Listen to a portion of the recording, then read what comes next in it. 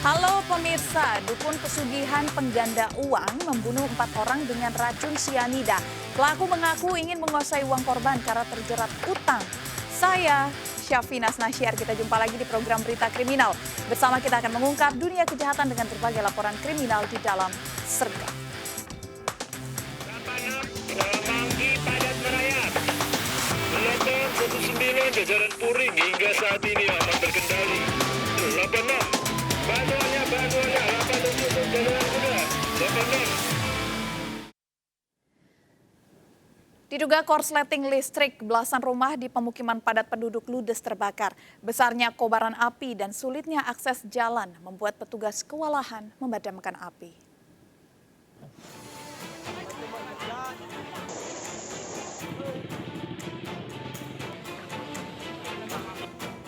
Kebakaran besar melanda pemukiman padat penduduk di Desa Tendah, Soralangun, Jambi.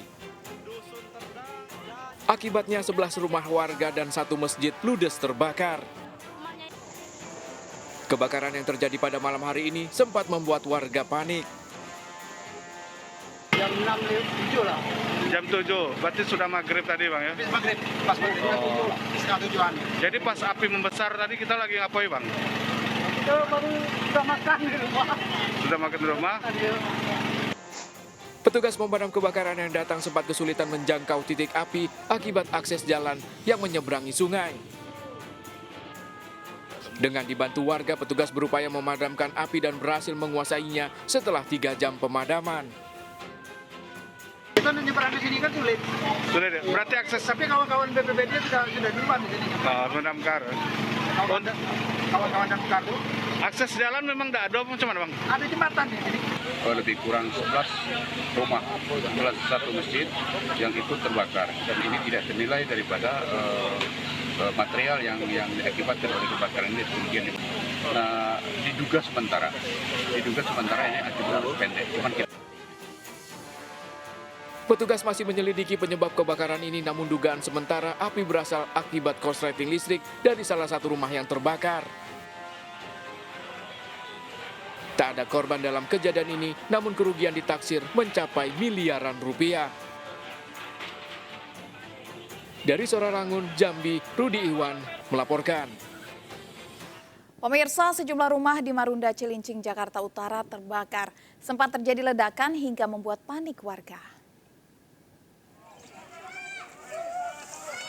Petugas bersama warga berupaya memadamkan kobaran api yang membakar sejumlah rumah di kawasan Bambu Kuning, Marunda, Cilincing, Jakarta Utara. Sempat terdengar ledakan hingga membuat panik warga. Api diduga berasal dari lantai 2 rumah seorang warga. 8 mobil pemadam kebakaran dikerahkan ke lokasi, bisa memadamkan api dalam 1 jam. Penyebab pasti kebakaran masih diselidiki polisi. Berupaya warga. Gimana? Itu di rumahnya Bude, rumah tingkat. Katanya saya kira rumah itu, nggak tahu sebelahnya. Katanya kedua kalinya. Duduk gimana sih Pak? Nah, api udah naik ke atas. Itu api. Ada suara ledakan kayak gitu Bu? Di atas ya? Di atas kayak Di atas ledakan, di atas rumah panggung itu. Pemirsa, sepeda motor terbakar usai menabrak gerobak pedagang es di flyover Buaran Klender, Jakarta Timur. Akibat tabrakan, pedagang es tersebut luka parah.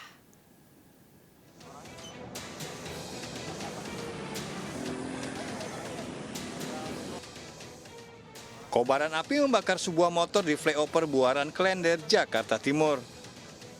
Sebelum terbakar, motor melaju kencang dan menabrak seorang pedagang es keliling dan seorang penjual ayam. Akibatnya, sang pedagang tergeletak di jalan akibat luka di bagian kepala. Peristiwa berawal saat pengendara motor melaju dari arah Durensawit menuju Bekasi. Secara tiba-tiba menabrak gerobak pedagang es dan penjual ayam. Motor pun terpental dan mengeluarkan percikan api hingga terbakar. Pengendara motor yang sempat kabur akhirnya menyerahkan diri ke rumah sakit.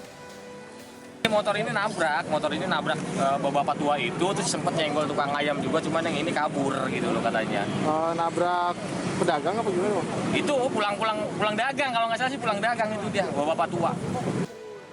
2 korban luka segera dibawa ke rumah sakit terdekat. Kasusnya ditangani unit Laka Lantas Polres Jakarta Timur. Dari Jakarta, Helmi Sayengbati melaporkan. Seorang pelajar luka parah terkena senjata tajam akibat terlibat tawuran di Kota Medan, Sumatera Utara.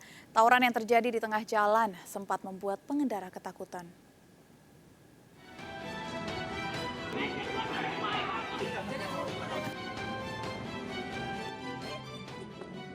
Aksi tawuran dua kelompok pelajar ini terjadi di Jalan Dr. Mansur, Medan, Sumatera Utara.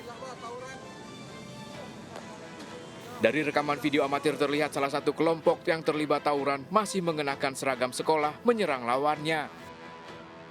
Di antara para pelaku tawuran ada yang menggunakan senjata tajam. Akibat tawuran ini seorang pelajar ditemukan terluka parah. Petugas kepolisian yang datang membubarkan aksi tawuran, namun tak lama berselang tawuran kembali pecah di tengah jalan.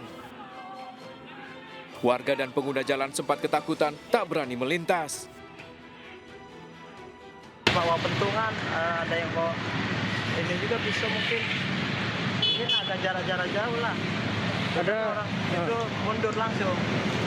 Ada korban nggak, Bang? Ya, yang kedapatan satu orang luar, katanya orang geng motor deh, katanya. Udah dibawa polisi juga. Tawuran baru berhenti setelah sejumlah petugas kepolisian datang lagi ke lokasi. Suasana yang sempat mencekam telah kembali kondusif, aktivitas warga kembali normal. Dari Medan, Sumatera Utara, Ahmad Ridwan melaporkan. Pemilik warung melawan aksi perampokan yang menyatroni warungnya di Bandung, Jawa Barat. Aksi perampokan terekam CCTV.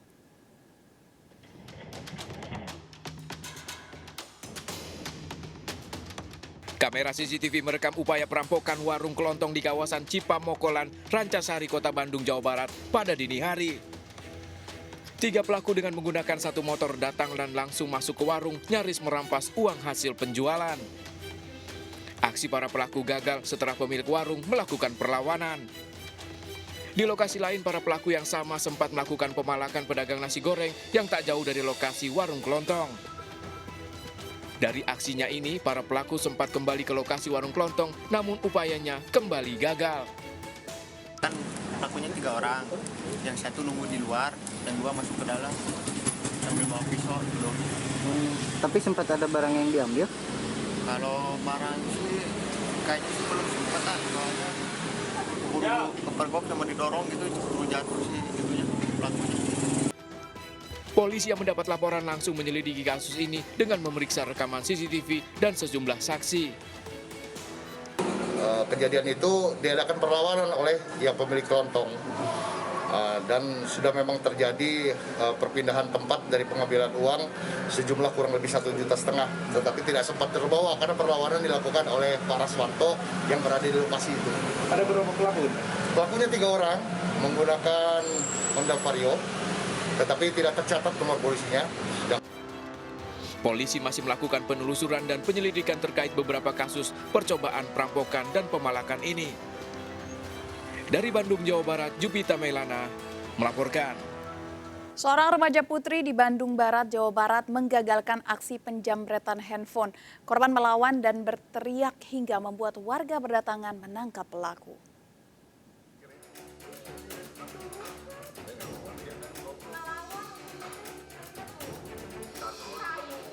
Seorang pria menghentikan motornya pada sebuah gang di Marga Asih, Bandung Barat, Jawa Barat.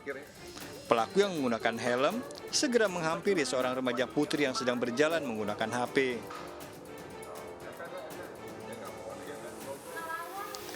Pria tersebut segera merampas HP korban dan berusaha kabur. Namun korban melawan dan berteriak hingga mengundang warga sekitar. Korban sempat terjatuh karena didorong pelaku sebelum akhirnya tertangkap warga. Pelaku yang menggunakan kendaraan roda 2 kemudian menghampiri korban dan merampas mengambil handphone milik korban, yakni handphone jenis atau merek. Usai kejadian, korban yang terluka masih syok. Tuh, ada yang baju merah, tembuk sama batu, kena tangannya, jatuh, gitu. Jadinya mah bereng. Pelaku terancam minimal 5 tahun penjara. Dari Cimahi, Jawa Barat, Yuwono melaporkan. Pemirsa, Yosep, suami Tuti yang juga ayah Amel, korban pembunuhan Subang diperiksa di Polda Jawa Barat. Polisi juga memeriksa Yoris anak Tuti serta Danu keponakannya. 3 bulan tak juga terungkap kasus pembunuhan ibu dan anak di Subang diambil alih di Treskrim Polda Jawa Barat.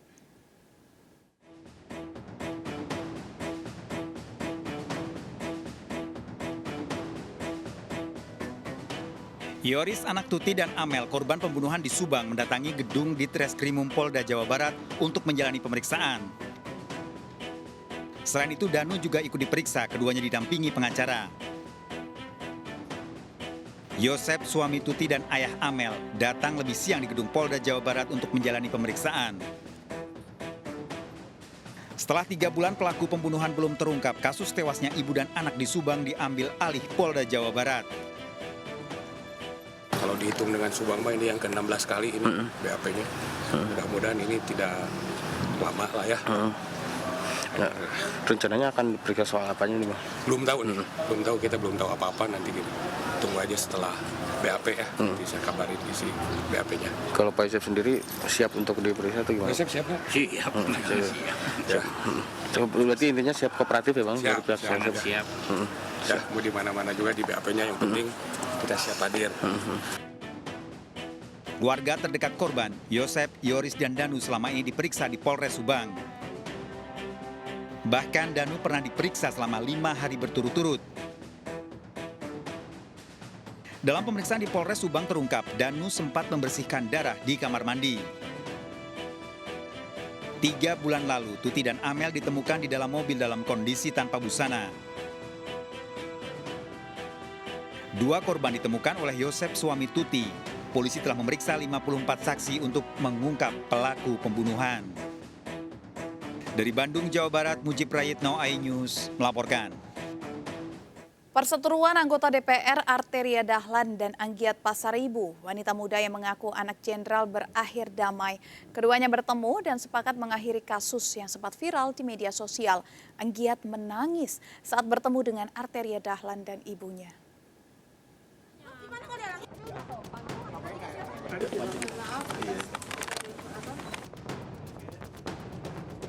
Usai diperiksa dan mencabut laporannya di Mapores Bandara Soekarno-Hatta, Anggiat Pasaribu alias Rindu, wanita muda yang mengaku anak jenderal terlibat cekcok dengan anggota DPR Arteria Dahlan dan ibunya di bandara, telah menyampaikan permohonan maafnya.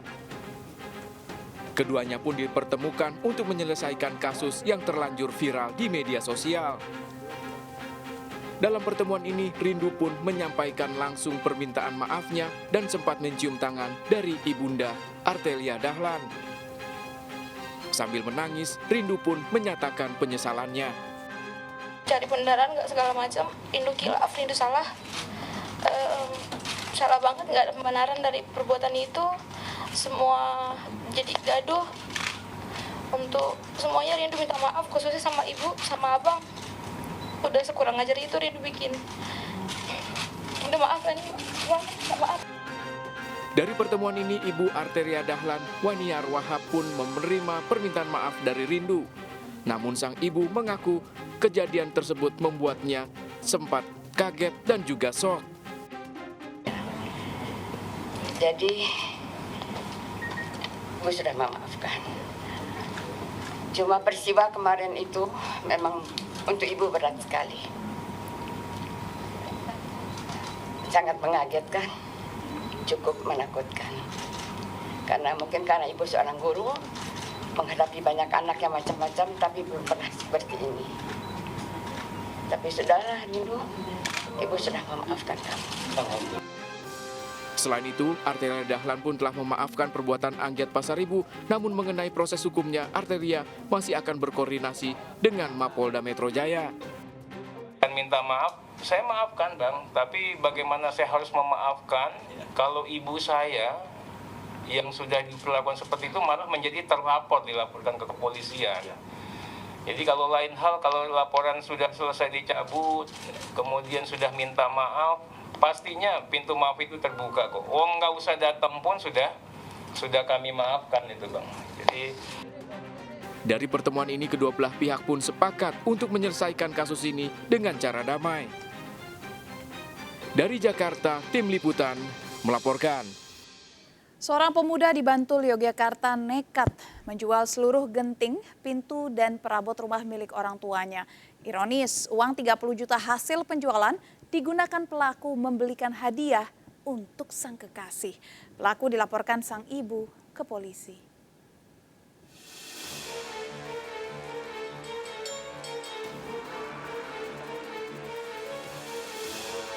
Atap rumah Paliem di Dusun Paten, Kapanewon, Pundong, Bantul, Yogyakarta didapati tanpa genteng sama sekali. Tak hanya itu, sejumlah pintu bahkan perabot rumah juga tidak ada. Mengejutkan, ternyata seluruh genteng, kusen, dan perabot rumah dijual oleh Dwi Rahayu yang merupakan anak Paliem pemilik rumah. Dwi menjual tanpa sepengetahuan sang ibu yang bekerja sebagai asisten rumah tangga di luar kota, sementara ayahnya telah meninggal. Pria berusia 24 tahun ini tinggal sendirian sementara ibunya pulang ke rumah 2 bulan sekali. Paliem mengetahui perabotnya dijual oleh anaknya dari tetangga dan langsung melapor ke polisi. Mbak Pali pergi kerja itu aja, kejadiannya kan jual-jualan ini. Sebelumnya ya biasa-biasa aja, tapi ya kalau misalnya marah ya gitu-gitu si duitnya sama ibunya. Ya mama ora gelem nuruti anak piye ngoten misalnya gitu aja. Pada polisi, Dwi mengakui uang 30 juta hasil penjualan perabot untuk memberi hadiah gadis yang baru dikenalnya sebulan lalu. Proses karena memang 2 alat buktinya sudah sangat terpenuhi dan yang bersangkutan juga sudah mengakui bahwa memang melakukan hal tersebut untuk memenuhi kebutuhannya, termasuk tadi itu dia sering memberikan hadiah ke pacarnya. Dengan menjual-jual itulah dia memberikan hadiah ke pacarnya. Sang ibu tak menyangka anak sematawayangnya telah menjual perabot rumahnya hingga habis. Oh udahlah, nggak jadi aku lah, tapi itu tak diam ke, udah biarin aja orang itu namanya anak, aku lah nggak apa-apa, biar apa lah. Terakhir itu genteng, kalau genteng aku udah nggak ada maaf lah, terus aku mau masuk kemana, aku nggak punya rumah, sama aja. Tak hanya menjual barang milik ibunya, Dwi juga kerap emosi jika tidak diberi uang oleh ibunya. Polisi telah menetapkan Dwi sebagai tersangka dan terancam hukuman 5 tahun penjara. Dari Bantul, Yogyakarta, Trisno Purwoko, iNews melaporkan. Cemburu buta, kakek 60 tahun tega menghabisi istri mudanya yang berusia 17 tahun. Pelaku merencanakan pembunuhan. Tunggu jawabannya sesaat lagi, jangan kemana-mana, tetap di Sergap. Banuanya 8 untuk jalan muda.